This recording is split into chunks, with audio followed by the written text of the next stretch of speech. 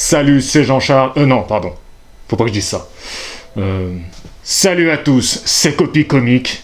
Et aujourd'hui, j'ai envie de vous parler des boxeurs dont j'ai un doute. Je vais même pas dire s'ils sont chargés ou pas. Je vais juste dire, j'ai un doute. Je pense que France, comme dirait mon collègue, pays de Descartes, pays du doute, on peut avoir un doute sans se manger un procès. Pourquoi? Je vais juste dire mes doutes sur certains cas. Si j'ai décidé de vous en parler aujourd'hui, c'est que j'ai développé le Sharingan. Depuis que mon maître Marvelous a été banni du village de Konoha, j'ai développé le Sharingan. Je suis en connexion permanente avec lui et j'ai développé ce pouvoir qui me permet de reconnaître au moindre coup d'œil un boxeur utilisant des produits dopants, un boxeur chargé. Comprends-tu? Commençons tout de suite avec un boxeur connu, Rocky Balboa. Oui, je sais que beaucoup de personnes ici sont fans de ce boxeur qui a une carrière extraordinaire, une carrière de boxeur qui a été d'ailleurs retransmise au cinéma avec 6 films. Mais aujourd'hui, la vérité doit être dite. Oui, Rocky Balboa était dopé.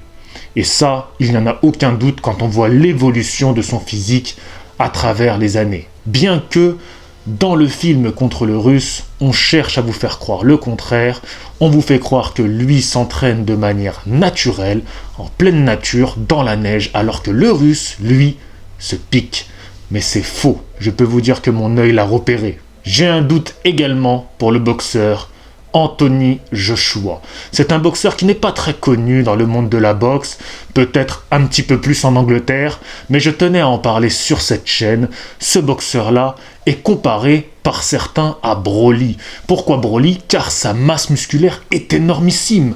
Assez rare de voir un boxeur avec une telle agilité, une telle fluidité, une telle technique, avoir une masse musculaire aussi impressionnante. Récemment sur les réseaux, on a pu voir fuiter une image où l'on voit sa cuisse contractée, et je peux vous dire que là, mon œil a frétillé. Et je sais.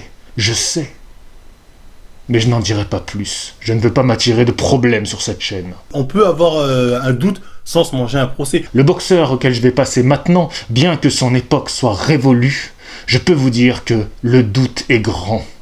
Je parle de Ken Norton, un boxeur qui a affronté 3 fois Mohamed Ali. Regardez-moi ce physique très impressionnant. Là encore, le doute est permis. Je pourrais également vous parler de l'américain Timothy Bradley. Non mais regardez-moi ce corps, regardez-moi ce physique, regardez-moi cette musculature. Est-ce que vous aussi, vous n'avez pas en ce moment même des doutes? Car oui, le doute est permis. Bien sûr, la liste pourrait être encore longue des boxeurs chez qui j'ai un doute. Mais je vais m'arrêter là pour aujourd'hui. Car déjà, je sais que cette vidéo va faire grand bruit. Bon allez, j'arrête les conneries les gars. Bon, vous avez compris, cette vidéo était tout simplement un hommage à Marvel Fitness. Libérer Marvel, voilà, c'est quelqu'un que j'apprécie beaucoup. Chaque jour qu'il passe en prison est un jour de trop. Marvel avait l'habitude de faire des vidéos comme ça un petit peu humoristiques où il se mettait dans la peau d'un personnage et il en profitait pour dénoncer les choses qui se faisaient. Comme je vous le dis, et je le répète, ce sont des doutes parce que pour les boxeurs que j'ai cités, de ce que je sais, il n'y a pas de fait qui soit tombé comme quoi ils étaient vraiment dopés.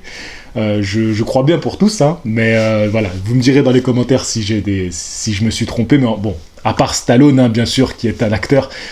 Parce que pour la team premier degré, hein, voilà, c'était une blague tout ça. Et à part Stallone, qui est un acteur, et évidemment qu'il il s'est chargé pour arriver à avoir un tel physique, ça, on n'est pas du tout dupe à ce niveau-là. Hein. Et donc voilà, j'avais noté d'autres boxeurs, mais bon, je m'arrête là pour cette fois. Aujourd'hui, Marvel, au moment où je sors cette vidéo, va sûrement pouvoir sortir de prison pour préparer son appel. Je le souhaite, je ne sais pas si ça va être le cas, oui ou non, mais en tout cas, je le souhaite énormément.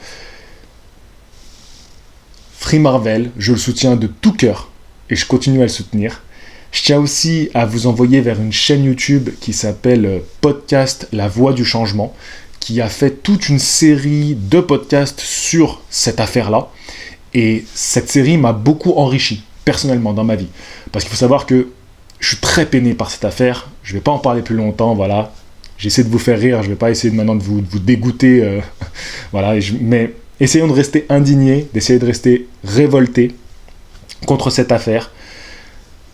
Je garde ma position, je le soutiens, bien que je sois contre toute forme de harcèlement, mais là n'est pas la question. La peine que Marvel a endurée est beaucoup trop lourde.